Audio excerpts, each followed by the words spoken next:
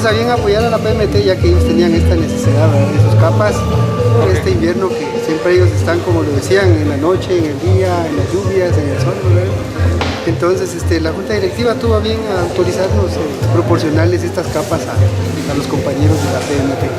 ¿Cuántas capas? Dice que les vamos a donar 24 capas, son de una mejor calidad que las que ellos poseían anteriormente. Les van a durar un buen tiempo.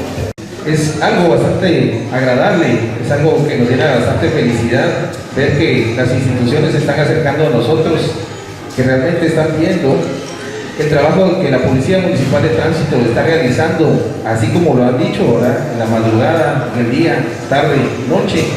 Y sinceramente, pues esta es nuestra misión, ¿verdad?, colaborar con la población quichelense. Estamos al servicio de la población y desde ya nuevamente muchas gracias por el apoyo que sinceramente para este tiempo nos viene a apoyar bastante, ya que las lluvias están ya en su apogeo, ¿verdad? Entonces muchísimas gracias. Gracias nuevamente también a los agentes porque con el esfuerzo que ellos realizan pues nos hemos dado a conocer a la población.